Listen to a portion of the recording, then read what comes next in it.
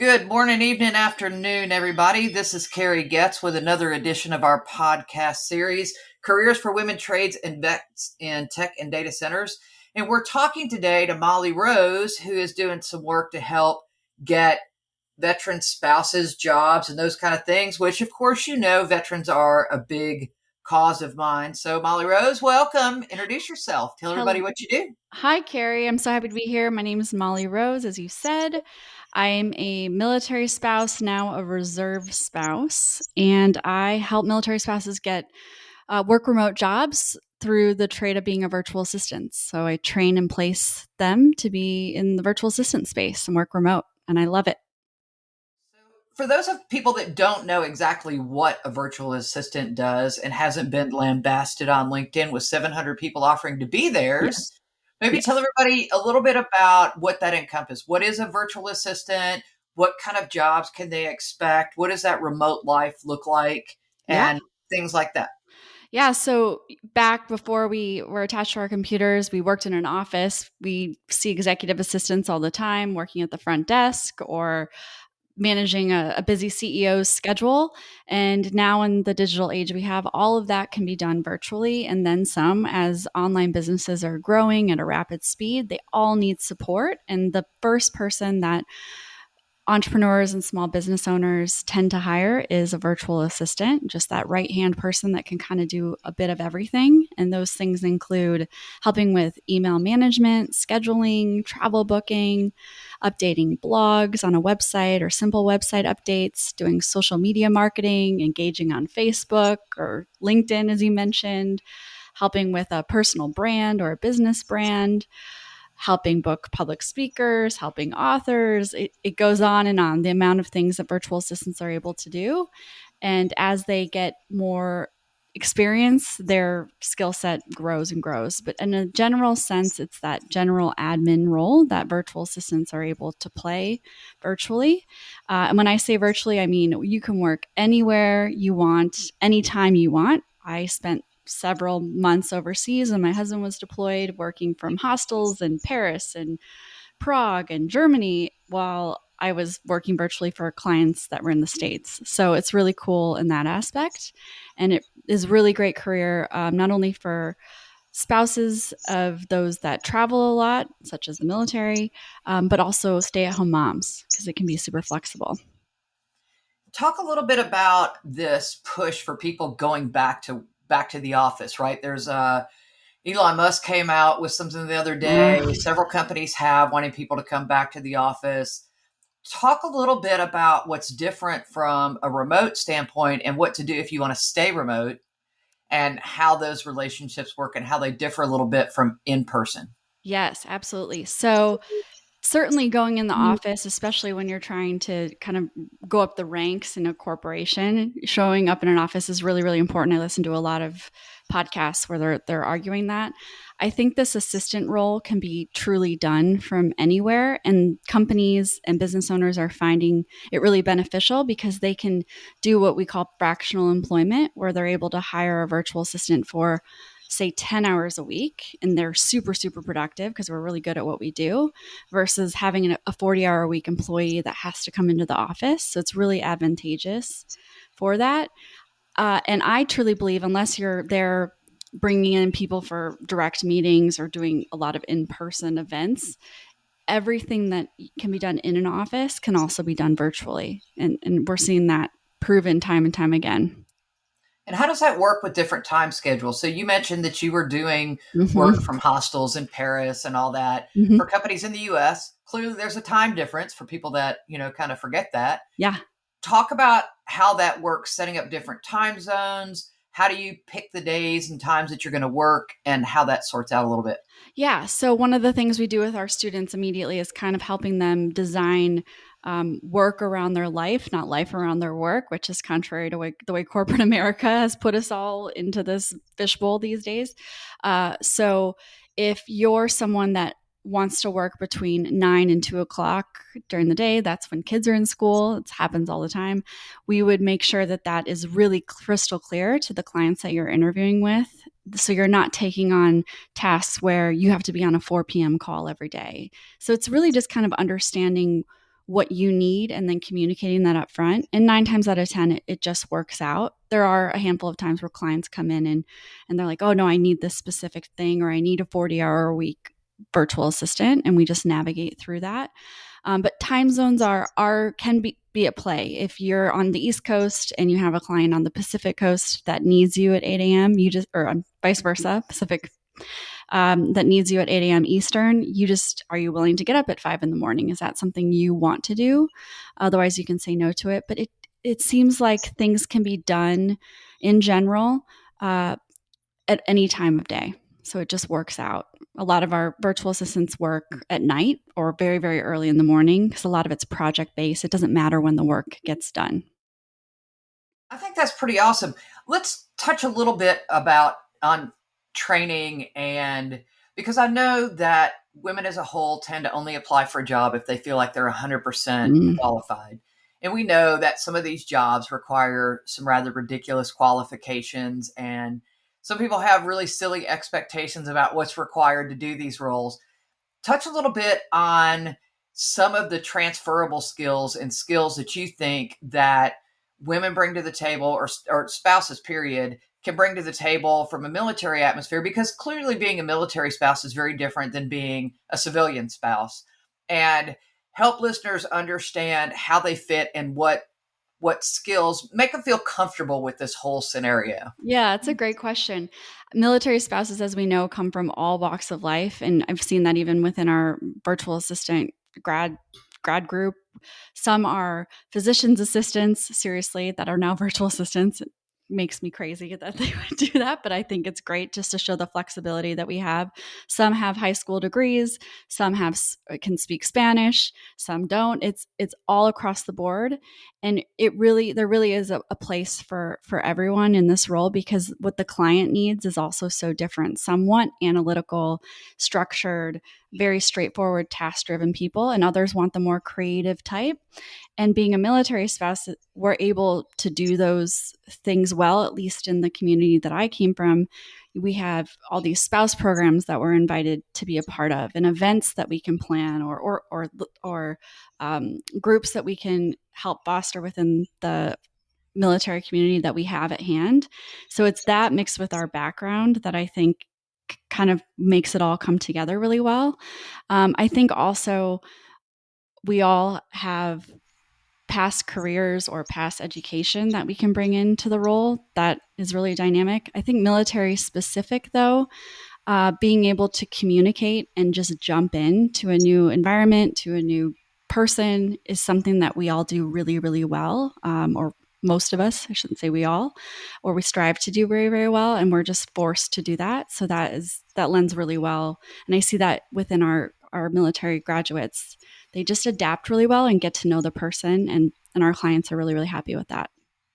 And then what about training? What kind of training do you guys afford, and how does that, so if somebody started out today, do you guys work with the Chamber of Commerce program for spouses for some of that training? How do you get people trained up? How do you match them with customers? Talk about what that whole process looks like. Yeah. So I have a training academy that I have built over the past 8 years, and it's evolved as technology has come into play. And it's twofold. We have a business program, because you truly are running your own business as an independent contractor, as a virtual assistant. So it teaches you, what are your service offerings? How are you going to market? What's your pricing? How do you run your back office, your billing, your bookkeeping, your LLC? How do you communicate effectively and onboard with clients? Helps you learn how to build a team if you start to scale and get bigger, or how do you outsource things you don't know how to do. So we cover soup to nuts everything of the business side of running a virtual assistant business. And then there's the tech side, the actual skill sets that you need to know. And we teach 8 core competencies within that, and then some. And this is ever changing, because as technology continues to change, we're constantly recreating the videos and making sure that the tutorials are up to date. But these are things kind of that I mentioned already about how to master a really good inbox. Inbox zero is a buzzword that's going around in our industry. So teaching virtual assistants to manage that, be really great at scheduling, travel booking, social media, newsletter management, research and managing the KPIs of a business, which are the performance indicators of a business, and helping with marketing assets. Those are the big core ones that we do. Oh, and basic bookkeeping. So we And how teach long that. is the training? What does that entail? I mean, obviously, it's going to have to be tailored to different people depending on what Yeah. skills they bring to the table already and what skills they need. But what does that process look like? Yeah, so the training is intended to be across 6 weeks, although our virtual assistants seem to get in there and want to learn at least the business side as quickly as possible. So they blitz through it in a week, knowing that they can come back when they need to apply to write a proposal or deliver that contract with their first client. So that's a really good way to do it. And then the tech side, I recommend doing one thing per week that's new to you. And so, anywhere from a month to 6 weeks to really be up to speed and then continue to grow. So every 2 weeks or every week, adding in a new skill set, whether it's something that I teach or YouTube is an amazing resource for us when you don't know something. I think that probably a significant portion of this is communication, right? You have to be able to communicate with whoever you're working for. And clearly, you might not always be working for the same person. You might be working for a few different people. Talk a little bit about the organizational skills and what you think are some tools that you found helpful that other people that are considering this might want to look into. Yeah, great question. Virtual assistants tend to juggle 3 to 5 clients at a time, which can be a lot if you're not organized. So that's something we address pretty quickly, having those systems in place. And that looks like, when are you available? For starters, we kind of talked about that. But then how can a client communicate with you? What are the channels of communication? And where I see that break down the most is when virtual assistants just say, hey, just reach out whenever, it's all good. Well, then you're going to get text messages at 10 p.m. and 6 a.m. And it just gets really frustrating and frazzled. And that's no fault to the client. It's just when it's on their mind, oh, I need to tell Molly to do this thing. So, what I recommend is having 3 channels of communication. One is a project management tool. I use something called Asana, which is great. Task management has due dates, owners. You can put your notes in there, attach documents in there. It's a wonderful tool for virtual assistants. There's several things out there on the market like that. And then having some type of daily communication channel outside of text messaging. I think text messaging is a personal thing, so keep it more business. And we use something called Voxer, which is an app on your phone that works kind of like a walkie-talkie app. So if I need something, I just use the Voxer, and then when I'm on the clock, I'm able to go check my messages from that client, and everything's right there that they need for the day, and that works really well. And then of course there's an SOS channel. Like if they need something immediately, they can call you. You're not going to not be unavailable if they need something that comes up, but that doesn't happen very often. So I think that's very, very important. And then the onboarding process, when you onboard a new client, is also extremely important. Having that dedicated 30, 60, 90-day check-in, just like a corporation would, having start, stop, continue conversations. And that goes both ways, being able to set that up from the beginning and let your client know, I want the feedback, and I also want to be able to provide you feedback on what's going well and what I need. Just having that upfront sets the foundation. And when virtual assistants do this and come into an organization like this, they're very, very well respected because they're kind of standing their ground and showing their professionalism. But B, it also adds the longevity of their relationship. And I see those client virtual assistant contracts last years as opposed to months. And I think too, I mean, that really kind of works with any business relationship. Communication is key, right? Whether you're working for somebody full time as a W-2 employee or whether you're doing a virtual assistant like you guys are doing, I mean, any of that, communication is key. I think you have to set up your expectations. And I think in today's business environment, we're seeing that a lot more than we used to because we have different personalities. We have people that have learned in different ways. We have people that have different life experiences. And trying to reach people where they are and where they need to learn and where they need to communicate is a two-way street for sure. And I think that there's an onus on the employee to be as equally upfront as the employer in what they expect or what they need from communications to make those check-ins, and make Mm-hmm. that relationship successful. Yes, absolutely. Absolutely. You said this even before you asked the question. It's probably the most important thing about all of this, being really good at communicating.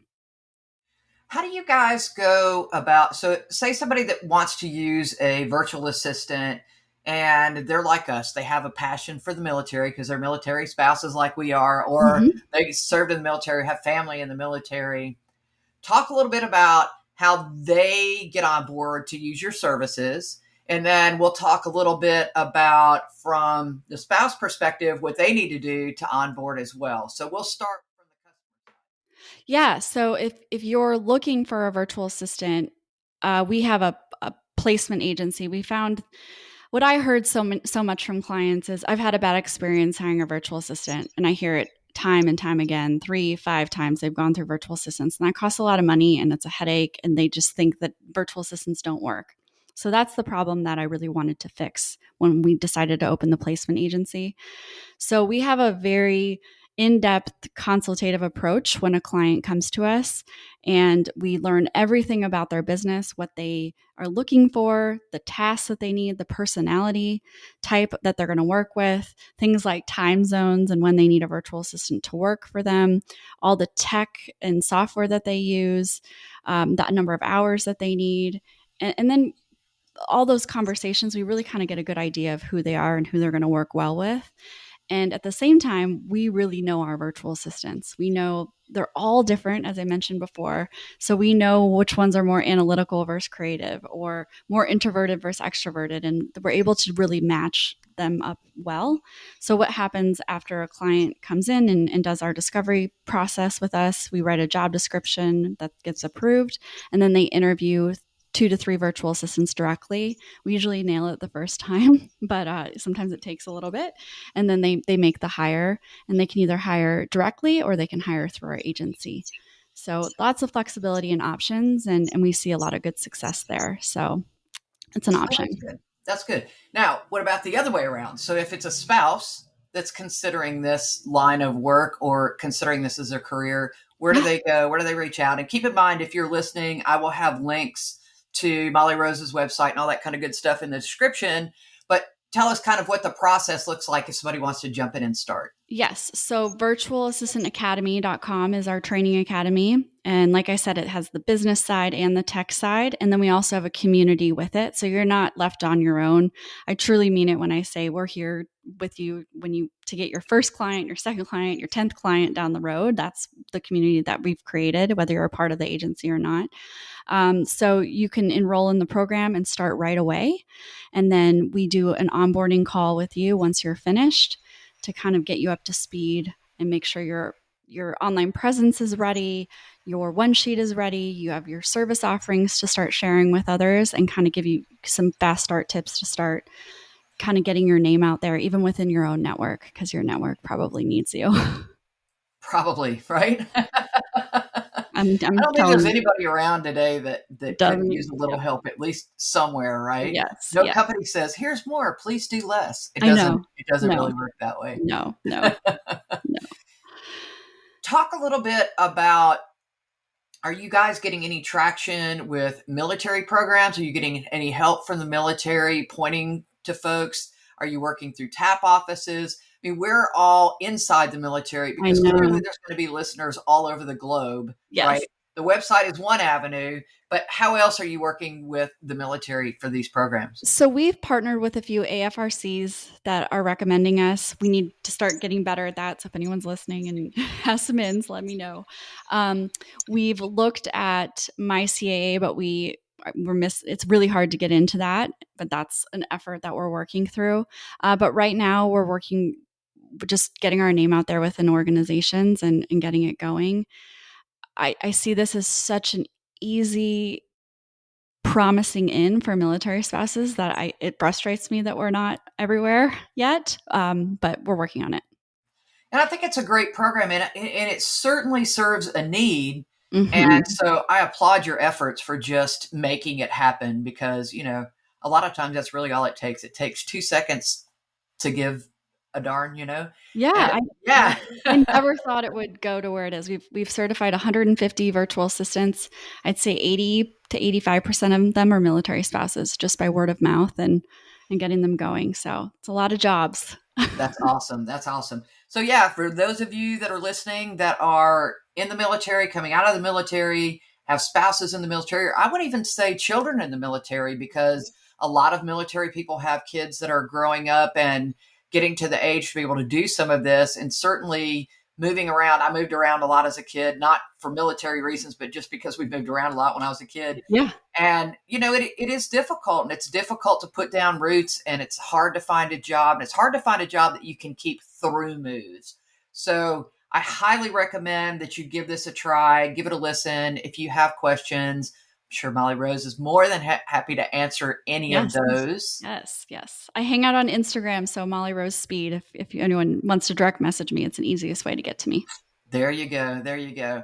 Well, Molly Rose, if you want to leave everybody with a good parting thought, parting message, what would you tell folks? I think we all have a choice on how we're going to experience life. And when we're military spouses, we get put in these positions, good, bad, or indifferent, that we kind of have to give up our identity in some regard. And I think that we can choose to do that differently and reframe that story. And I think this is an amazing opportunity to do that, to create a career around your life, not a life around your career. Very good. And those are great words to live by, too. We talk a lot about work-life balance. It matters. It really, really Mm-hmm. does. Mm-hmm.